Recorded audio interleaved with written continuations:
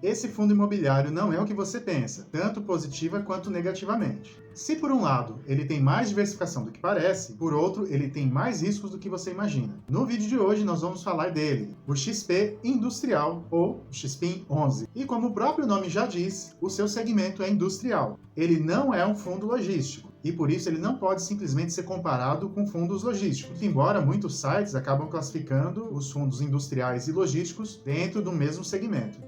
Mas tem um fundo imobiliário que é mais ou menos parecido com ele e com o qual nós vamos fazer uma breve comparação no final do vídeo. Então fica comigo até o final e você vai descobrir qual fundo é esse. Mas sem mais enrolação, vamos conhecer um pouco mais a respeito do XPIN 11, começando pela sua cotação, que na data de fechamento desse vídeo está nesse valor aí. Na sequência vemos o valor patrimonial da cota e também o seu PVP, que está dentro daquela faixa saudável entre 0,90 e 1,10, em que normalmente os FIIs permanecem. O seu patrimônio hoje é de 730 milhões e o seu dividend yield dos últimos 12 meses foi de 6,52. E aqui a gente começa a entrar um pouquinho mais a respeito do risco, que não é tão evidente quando nós olhamos para esse fundo. Se nós olharmos para os fundos de logística e olharmos para o XPIN, vamos ver que o dividend yield dele é um pouco maior.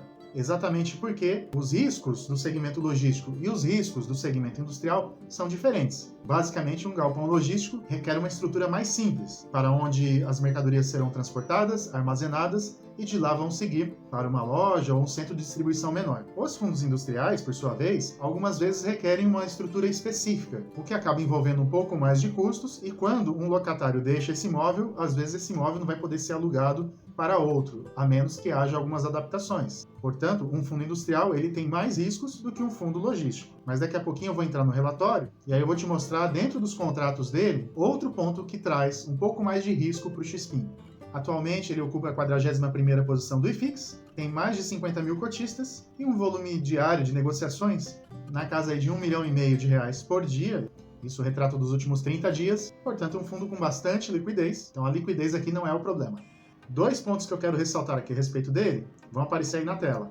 O primeiro deles é que são 13 fundos imobiliários os que têm cotas do XPIN dentro do seu portfólio, com destaque aí para o HGLG, do segmento logístico, e também o VILG.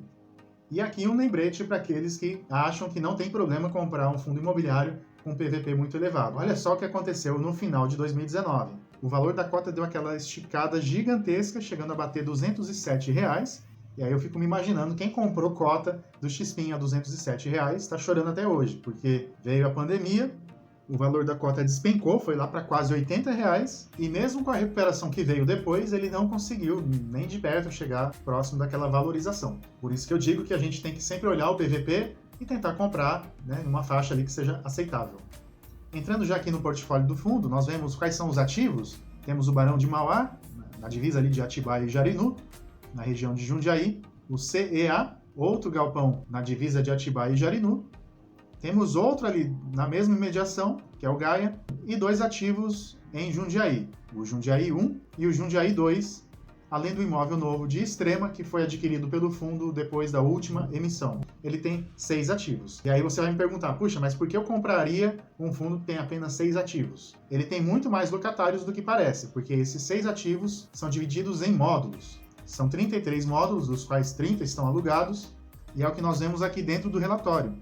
Então a gente pode dizer que ele é multilocatário, ele tem muitos locatários, mas um risco que ele carrega é a tipologia de contrato. A gente vê aí no relatório que a maior parte dos contratos são típicos, portanto não são aqueles contratos longos como a gente vê nos fundos logísticos, em que se o locatário decidir sair antes, ele vai ter que pagar uma multa muito pesada, o que acaba dando uma certa segurança para o fundo. Como os contratos típicos são mais curtos, o cliente tem uma facilidade maior para sair e nisso o fundo precisa tentar realocar para não prejudicar o rendimento para os cotistas. O lado bom é que os contratos típicos trazem um certo dinamismo para o fundo, que pode renegociar o valor do aluguel quando tem as revisionais no meio do caminho, mas na minha opinião eu penso que o ideal seria ele mesclar um pouco de contratos típicos e um pouco de contratos atípicos, para poder equilibrar esses riscos. Avançando aqui no relatório, vemos o setor de atuação dos locatários. Temos do setor farmacêutico, logístico, automobilístico, alimentos, tecnologia e comércio varejista. Naquela região ali de Jundiaí, Jarinu, o percentual de vacância está mais ou menos na casa dos 20%, mas o fundo a gente vê aqui que ele tem ali 7%, 8%, então uma vacância controlada. O índice de reajuste dos contratos, na sua maior parte, é pelo IGPM, 60%, mas ele também tem IPCA, o que mostra ali uma diversificação desses indexadores. Em relação ao vencimento dos contratos, a maior parte deles está para depois de 2024, mais de 76%, e o resultado financeiro é bem tranquilo. Em alguns meses a receita é maior e o rendimento menor, em outros meses o contrário, mas ele sempre vem mantendo uma certa previsibilidade. E agora chegou a hora da gente comparar. Qual que é o outro fundo imobiliário que talvez dê para a gente comparar um pouquinho? É o GGR Covepin Renda, o GGRC11, que você provavelmente já conhece.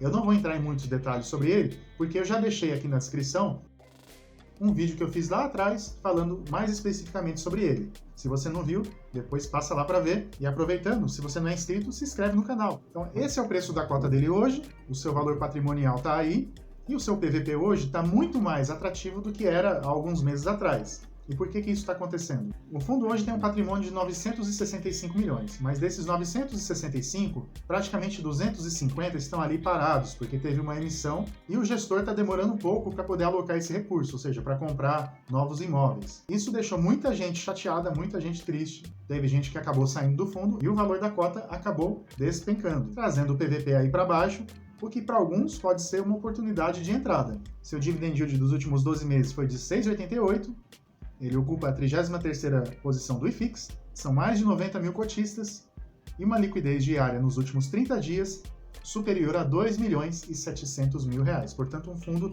muito líquido, também não há problema aqui para entrar e nem sair. E só para não dizer que não falei das flores, aqui está um resumo dos imóveis, então a gente vê que ele está em várias regiões do Brasil. A maior parte dos imóveis é do segmento industrial, por isso que eu falei aqui que talvez seja o fundo que melhor dê para comparar com o XPIN 11, mas 38% dele tem característica logística.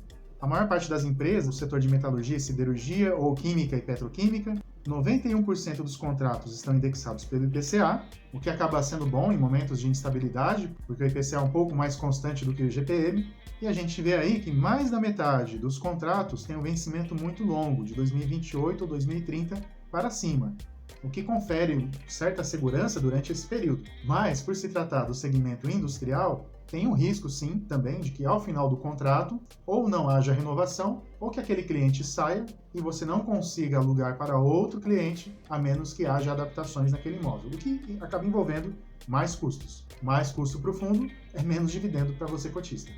Mais uma grande vantagem que eu vejo aí no GGRC é que são grandes clientes, então são grandes contratos. Eu vou deixar os dois relatórios, tanto do GGRC quanto do XPIN, aqui na descrição. É só você clicar lá e você vai ter acesso a isso. E vamos agora para um breve comparativo.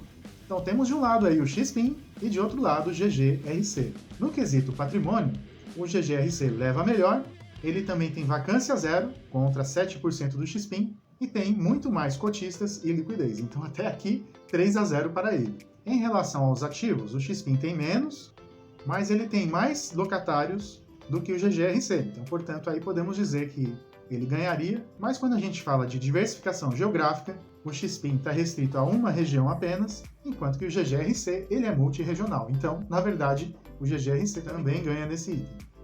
Em relação à tipologia de contratos, um basicamente é de contratos típicos, o outro contratos atípicos. Na minha opinião, o melhor seria mesclar, então aqui eles se equivalem. Com a diferença que no caso do GGRC o risco está um pouco mais lá na frente, e no caso do XPIN ele está mais suscetível a mudanças no curto prazo. Em relação ao dividend yield, pouca diferença, mas ainda o GGRC fica na frente. E por fim, temos aí os dois PVPs, mas é claro, o PVP acaba sempre se alterando. Tanto o dividend yield quanto o PVP acabam sendo muito mais um critério de desempate. Mas, na minha opinião, dá para ver aí que o GGRC é um fundo mais sólido, embora ele não esteja tanto tempo no mercado, praticamente é o mesmo tempo do XPIN. E outra coisa que acaba sendo um pouco subjetiva, as gestoras, né? O XPIN ele é gerido pela XP, que todo mundo já conhece, os caras vão acabar dominando esse mercado de fundos imobiliários. E a gestora do GGRC é a Supernova Capital, que não é uma gestora assim tão conhecida, mas que vem fazendo ali o trabalho. O objetivo do vídeo não é recomendar a compra nem venda de nenhum ativo, foi mais mesmo informativo. E se você chegou até esse momento, então tá na hora de deixar aquele like, se inscrever aqui no canal, porque dessa forma você vai me apoiar para que eu consiga fazer mais vídeos como esse. E eu te peço também para compartilhar esse conteúdo para que chegue para muito mais pessoas. E na próxima semana eu vou voltar com um novo estudo. Me siga lá nas redes sociais, onde a gente pode expandir o conteúdo desses vídeos e ajudar mais pessoas a conhecerem os fundos imobiliários. Um grande abraço e até a próxima semana. Tchau, tchau.